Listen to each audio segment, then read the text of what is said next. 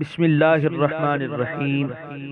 اللہ کے نام سے شروع کرتا ہوں جو بہت ہی مہربان ہمیشہ رحم فرمانے والا ہے۔ سورہ آل عمران آیت نمبر 21۔ ان الذين يكفرون بآيات الله ويقتلون النبيين بغير حق ويقتلون الذين يأمرون بالقسط من الناس فبشرهم بعذاب علیم۔ ترجمہ: بے شک جو لوگ انکار کرتے ہیں اللہ کی آیتوں کا اور قتل کرتے ہیں انبیاء کو ناحق اور قتل کرتے ہیں ان لوگوں کو جو حکم کرتے ہیں عدل و انصاف کا لوگوں میں سے، تو خوشخبری دو انہیں دردناک عذاب کی۔ سورہ آل عمران آیت نمبر 21 کی تفسیر۔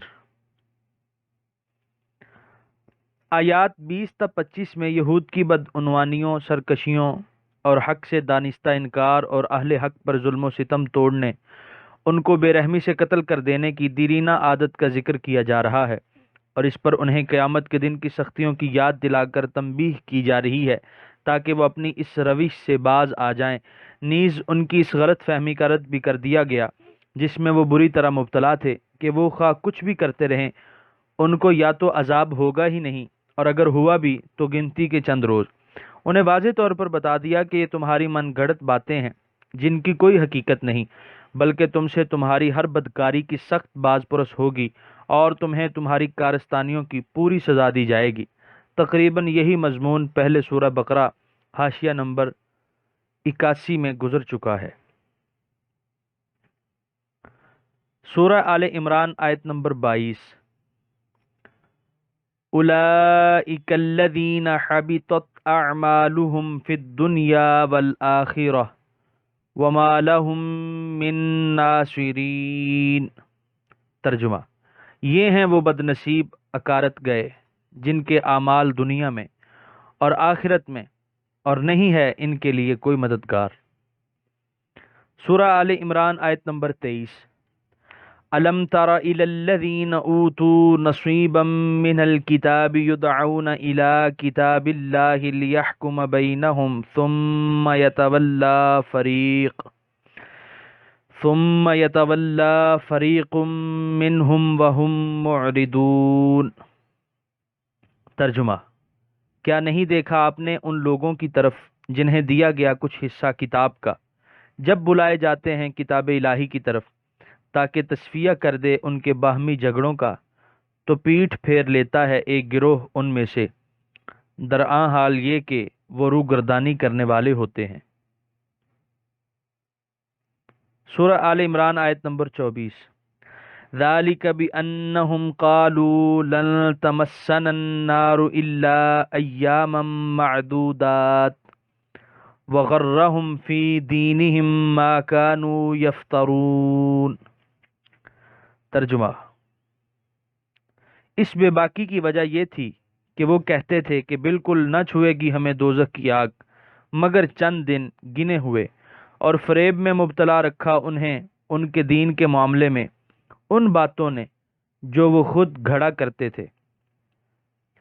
سورہ آل عمران آیت نمبر 25۔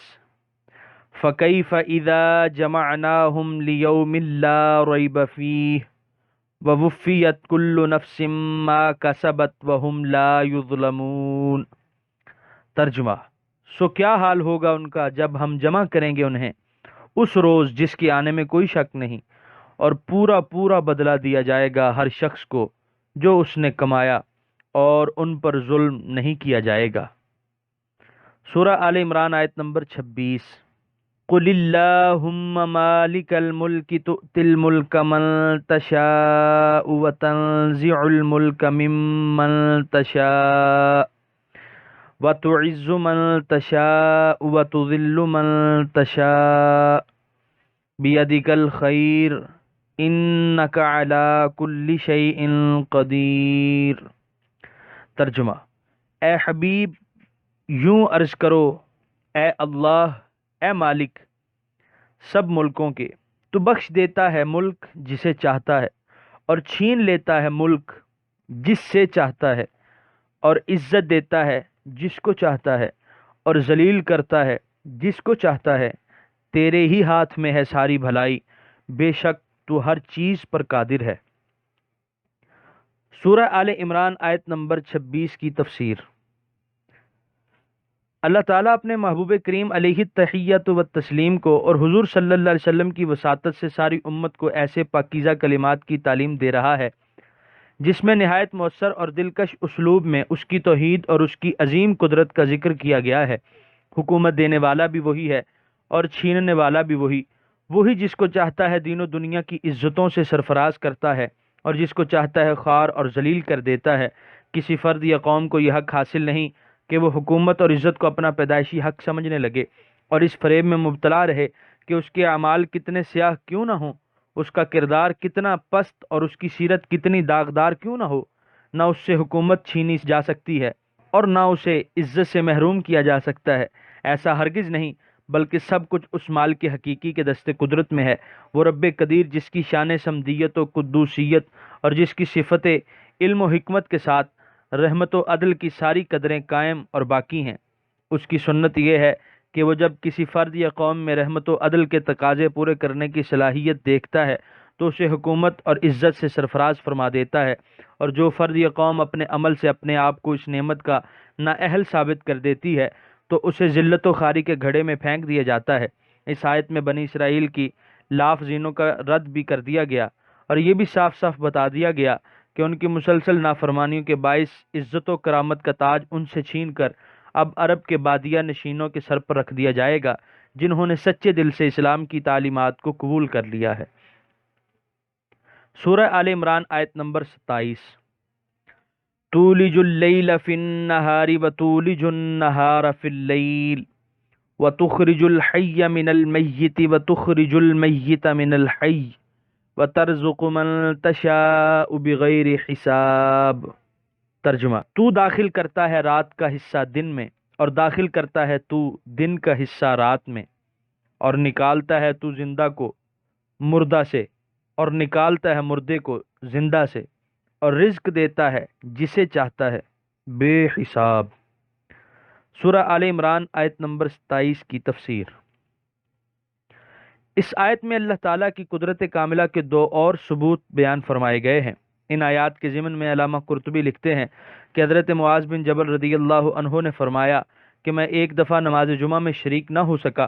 حضور علیہ الصلاۃ والسلام نے وجہ دریافت فرمائی تو میں نے گزارش کی کہ میں نے یوحنا بن باریہ یہودی کا کچھ قرض دینا تھا، وہ میرے دروازے پر تاڑ لگائے بیٹھا تھا کہ میں باہر نکلوں اور وہ مجھے اپنی حراست میں لے لے اور حضور صلی اللہ علیہ وسلم کی خدمت میں حاضر ہونے سے روک دے، اس لیے میں باہر نہ نکل سکا اور نماز جمعہ کی شرکت سے محروم رہا۔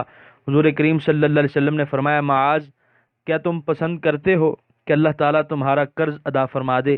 میں نے عرض کی، ہاں یا رسول اللہ۔ حضور صلی اللہ علیہ وسلم نے فرمایا، ہر روز یہ پڑھا کرو، قل اللہم مالک الملک تا بغیر حساب۔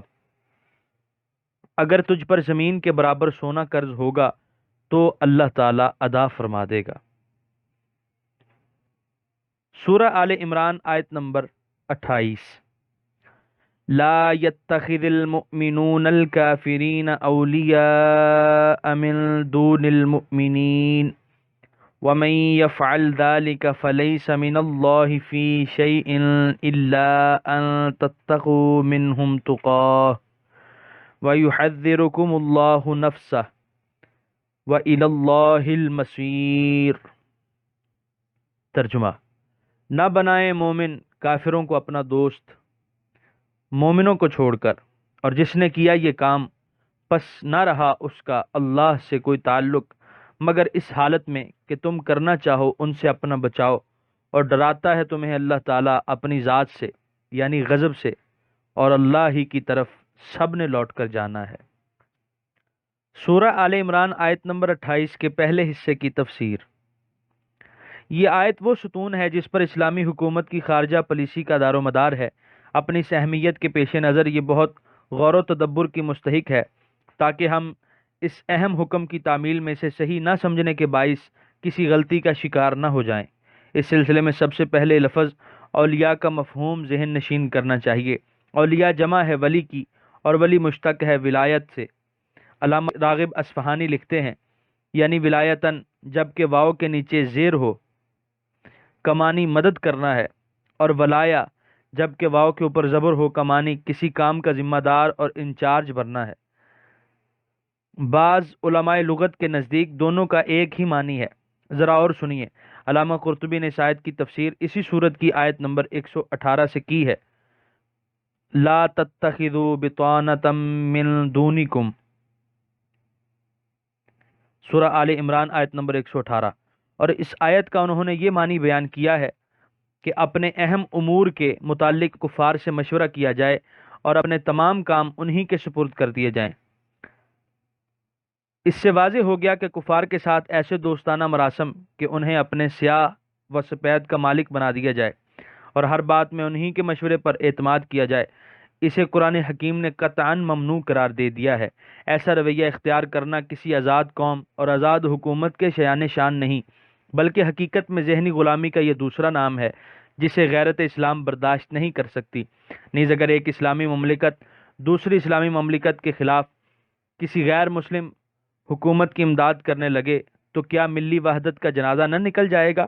اگر ہم اپنے ایک مسلمان بھائی کے خلاف کسی کافر کی اعانت کر کے اسے شکست دے دیتے ہیں تو حقیقت میں ہم اپنے آپ کو کمزور کر رہے ہیں اور اپنے دشمن کی تقویت کا باعث بن رہے ہیں، جو آج تو اپنے اغراض و مقاصد کے پیش نظر ہماری خوشامد بھی کر رہا ہے اور طرح طرح کے سبز باغ بھی دکھا رہا ہے، لیکن کل جب اس کے اغراض ہمارے مفاد سے ٹکرائیں گی تو وہ ہمارا کلا کما کرنے میں دریغ نہیں کرے گا، اور اس وقت اسے یاد بھی نہ رہے گا کہ ہم اس کے وہ مخلص دوست ہیں جنہوں نے اس کی خاطر اپنے دینی بھائیوں کا خون بہانے میں ذرا تامل نہ کیا تھا۔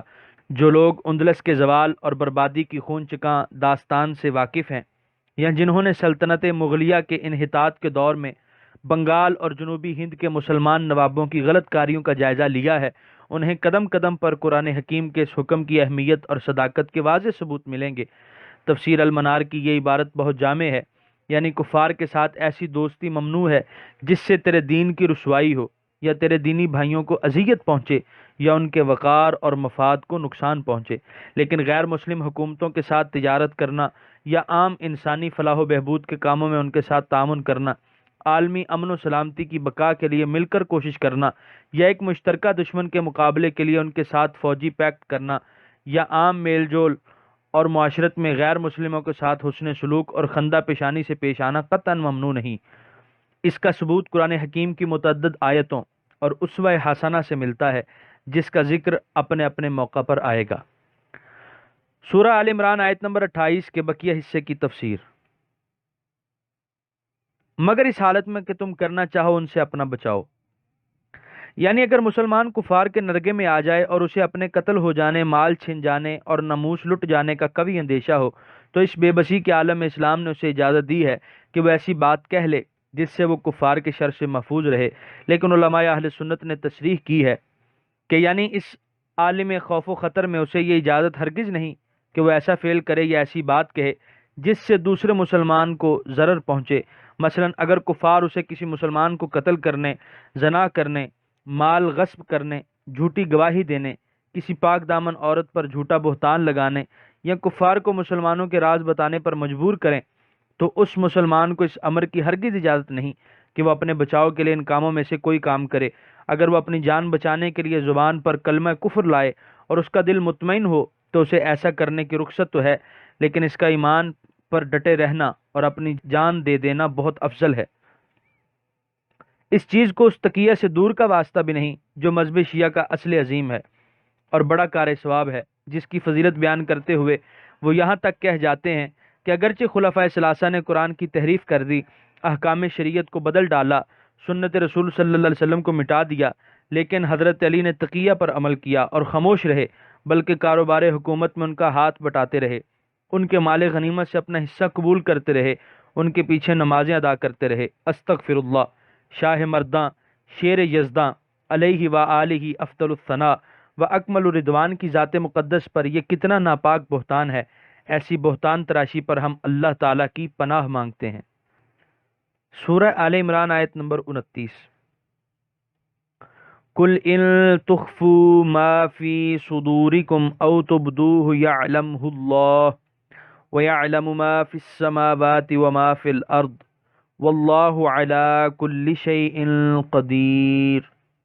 ترجمہ، فرما دیجئے اگر تم چھپاؤ جو کچھ تمہارے سینوں میں ہے یا ظاہر کرو اسے، جانتا ہے اسے اللہ تعالی، اور جانتا ہے جو کچھ آسمانوں میں ہے اور جو کچھ زمین میں ہے، اور اللہ تعالی ہر چیز پر قادر ہے۔ سورہ آل عمران آیت نمبر 30۔